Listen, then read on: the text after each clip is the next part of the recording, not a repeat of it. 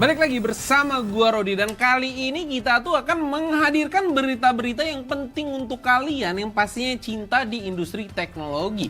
Karena beberapa informasi yang gua akan bawain sekarang itu tuh penting banget. Ada dari Intel, mau dari AMD, terus ada HP-HP baru juga. Langsung aja kita bahas.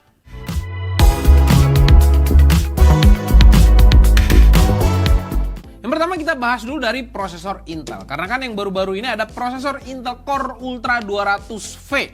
Lebih irit dari Snapdragon dan katanya tuh dari gaming lebih kenceng juga daripada AMD. Nah ini gimana caranya? Yang kita tahu mereka nggak lebih kenceng dari AMD juga kalau dari sisi IGP-nya. Tapi prosesor mobile Intel Core Ultra generasi terbaru ini memang sudah didesain secara khusus untuk menghajar kompetitor-kompetitornya. Yang beda adalah produksinya. Produksinya ini dibuat oleh TSMC. Dan kalau untuk packaging dan finishingnya itu tentu ada di Intel. Terus yang beda dari prosesor Intel yang sebelumnya itu tuh apa? Jadi kalau misalnya sebelumnya itu cuman NPU, GPU, dan CPU-nya yang disatuin, kali ini yang ada dalam satu chip itu ada NPU, CPU, GPU, dan ada RAM-nya. Jadi RAM-nya itu udah disolder langsung dari satu chip CPU-nya. Dan untuk memorinya sendiri menggunakan LPDDR5X. Pilihan kapasitasnya itu ada cuma 2 doang, 16GB dan 32GB. Kecepatannya 8533 MT per second. Dan di sini bisa kita lihat lah alasan mereka sebenarnya dengan menyatukan di satu chip itu tentu untuk mengejar efisiensi. Selain efisiensi yang lebih irit, yang lebih plusnya lagi adalah biasanya latensinya akan semakin rendah. Dan ini akan membuat memori ini jauh lebih kenceng daripada LPDDR5X lainnya. Cuman balik-balik untuk datanya sendiri nanti kita buktiin aja ketika laptop yang menggunakan CPU ini datang ke DKID. Untuk penamannya sendiri di sini hampir sama semua, Intel Core Ultra 200V semua, karena setiap prosesornya ini punya code 200V. Tapi seluruh jajarannya ini dari Intel Core Ultra 5 sampai Core Ultra 9 itu punya 8 core, 8 thread dengan konfigurasi 4 P-core dan 4 LPE core. Dan untuk variasinya itu sama semua, mau dari core dan threadnya, yang berbeda itu cuman di clocknya aja. Kenapa nggak ada hyperthreading? Ya alasannya simpel, karena hyperthreading akan memakan daya lebih dan menghasilkan panas yang berlebih juga. Sementara untuk peningkatan performanya itu nggak dapat sesignifikan itu. Jadi Intel tuh memutuskan lah untuk tidak menggunakan hyperthreading lagi, diganti dengan E-core dan LPE core. Grafisnya sendiri itu udah menggunakan grafis terbaru. Intel Ultra 5 itu menggunakan Intel Arc 130V GPU dengan 7 Xe core, sementara Ultra 7 dan 9 menggunakan Intel Arc 140V GPU-nya dengan 8 Xe core. Nah, di GPU ini kuncinya untuk mengalahkan performance gaming dari si AMD. Untuk NPU-nya sendiri yang paling kecil itu udah ada di 40 TOPS, dan ini pasti sudah memenuhi lah untuk standar dari Microsoft untuk Copilot PC Plus. Dan kalau dari konsumsi dayanya sendiri itu mulai dari 17 watt sampai 30 watt, dan bisa di set minimum paling kecil itu di 8 watt. Jadi tentunya di sini sudah dijelaskan banget sama Intel bahwa hey, sekarang kita sudah mengarah ke efisiensi dan kita akan mengejar efisiensi itu setinggi mungkin biar bisa ngalahin semua kompetitornya, mau itu Snapdragon, mau itu dari sisi AMD sendiri. Kalau untuk peningkatan rata-rata performance-nya itu ada di 16% dari Intel Core Ultra generasi sebelumnya, 68% dibandingkan Qualcomm Snapdragon X, dan 16% dibandingkan AMD AIHX. Dan gua nggak tahu juga ini termasuk overclaim atau gimana. Ya pastinya kita tuh bisa nunggu aja performanya itu beneran se-overkill itu apa enggak. Dan gue berharap juga nanti dari OEM-OEM-nya kayak HP, Asus, Lenovo dan segala macam tuning CPU ini sebagus mungkin biar jadi lebih kenceng lah di laptop-laptopnya. Sekarang kita masuk ke AMD, karena AMD ini kita nggak tahu nih, entah AMD-nya yang miss kerjasama sama Microsoft atau AMD ini kena prank sama Microsoft. Karena performa AMD ini bisa jelek di Windows 11, tapi di Windows 10 itu tuh bisa lebih kenceng. Dan kemarin itu pas kita review 24H2 dengan 23H2 itu tuh jauh lebih kenceng performance-nya di 24H2. Dan sekarang ada berita lagi, karena ada video YouTube yang kita tonton, dia tuh menampilkan bahwa di Windows 10 tuh jauh lebih kenceng daripada Windows 11. Dan menurut gue sih ini sih mereka harus kerjasama lagi untuk performance ini, karena Ya masa kita beli rakit PC lah, kita rakit PC dengan CPU AMD yang terbaru, tapi ngelihat di berita sana Windows 10 tuh jauh lebih kenceng. Sementara kita tahu lah orang-orang dengan udah spend uang misalnya rakit PC 40 juta pasti menggunakan Windows yang terbaru-terbaru semua karena hardware kan udah baru. Nah, kok tiba-tiba lebih kenceng di Windows lama, Windows 10 ya, pasti ada banyak pertanyaan dan banyak yang kecewa juga lah terhadap hal ini, dan gue berharap sih ada jawaban yang pasti dari AMD nanti, atau mungkin mereka bisa fix performance mereka di Windows 11 yang terbaru, karena kan nggak mungkin user-usernya itu disuruh ganti Windows aja ke Windows 10, itu menurut gue nggak, sangat-sangat tidak nggak profesional juga lah. Kalau isu-isunya sendiri sebenarnya penurunan ini lebih jauh terjadi kalau fitur core isolation dinyalain. Tapi ya udahlah, nih ada juga nih YouTuber bernama Tech City itu membandingkan performa AMD Ryzen 9000 series di Windows 10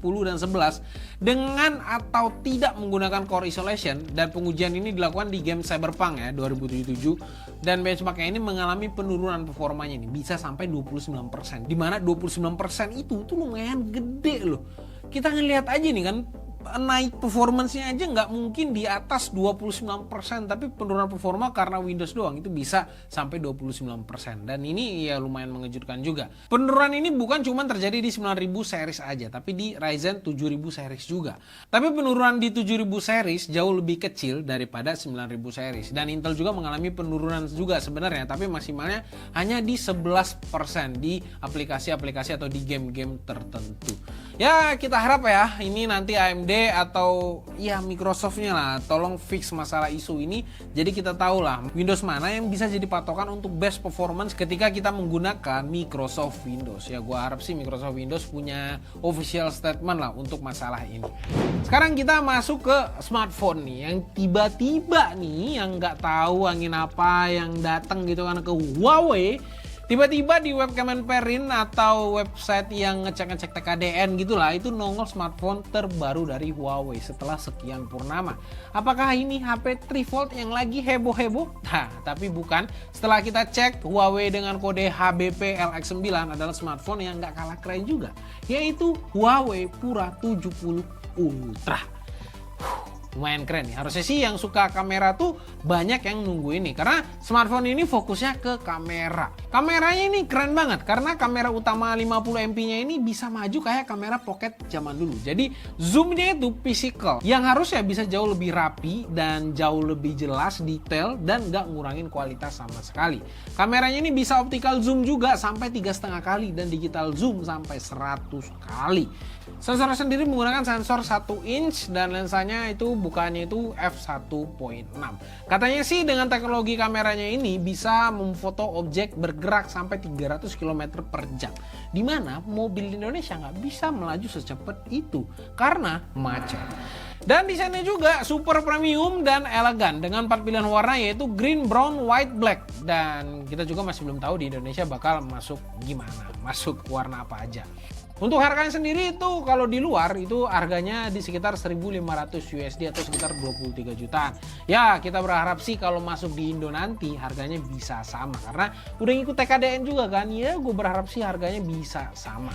Selanjutnya masih dari Huawei. Ya seperti yang kalian tahu lah kan, yang lagi rame-rame banget nih ada HP baru Huawei Lipat 3. Dan pas ambil PO-nya lumayan rusuh. Gue juga gila ya, orang Cina sekaya itu ya dengan beli HP mahal terus sampai ngambil HP-nya itu tuh sampai dorong-dorongan kayak ngantri sembako, padahal mereka tuh spend uang, bukan bagi-bagi uang gitu kan di sana. Gua nggak tahu gimana ceritanya dengan HP mahal bisa antusiasnya itu serame itu ya, mungkin karena barangnya mungkin terlalu bagus gitu kan, karena kan teknologi terbaru yang HP Lipat 3 yang dijual di pasaran kayaknya baru dia juga mungkin kan. Nama smartphone-nya sendiri sebenarnya Huawei Mate XT, nggak ada kata-kata Lipat 3-nya tapi namanya Mate XT tok, nggak ada Fold atau apapun itu.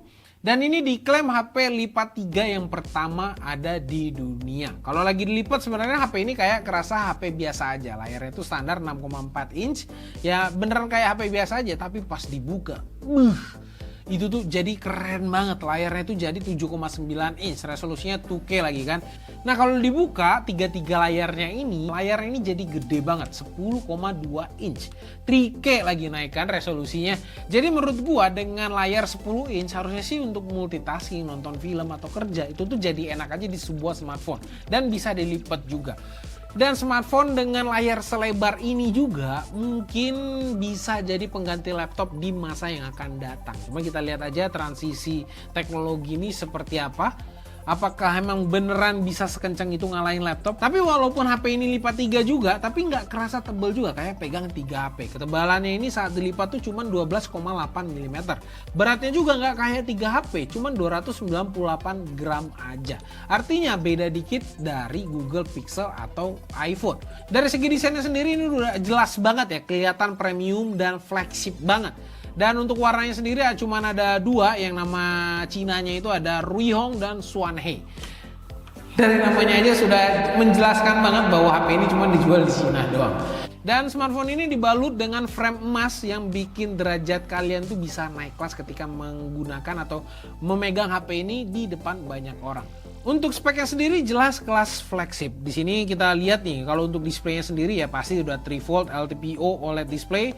Terus untuk refresh rate juga 120 Hz. Kalau di unfold semuanya di 10,2 inch, kalau dilipat semua jadi 6,4 inch. Untuk kameranya sendiri 50 MP main kameranya dengan bukan 1,4. Terus untuk kamera keduanya periskopnya ini ada di 12 MP dan untuk ultra wide-nya di 12 MP. Untuk CPU-nya sendiri di sini pakai sama ya, pakai Kirin 9010 prosesor sama dengan Huawei Pura tadi, dan memorinya di sini gede 16 GB. Terus baterainya sendiri 5600 mAh dengan charging 66 watt fast charging. Harusnya sih udah cukup kenceng juga. Terus untuk SIM-nya udah dual SIM, tentunya udah common banget HP Cina dual SIM. Terus konektivitasnya juga udah 5G, in display fingerprint ada, dan yang terakhir udah IP68 water and dust resistant. Untuk harganya sendiri itu ada di harga 43 juta guys, atau di 20.000 yuan atau di 2.809 dolar. Kalau masuk Indonesia dengan pajak-pajak yang itu mungkin bisa di atas 50 juta. Dan yang gilanya lagi ada info juga nih di salah satu retailer di Cina, yaitu di Vmall, melaporkan kalau Huawei Mate X-T ini udah dipesan sebanyak 3,7 juta piece. Walaupun yang terjual belum 3,7 juta piece kan, karena teknologi terbaru kayak gini itu produksi 3 juta unit itu pasti susah banget.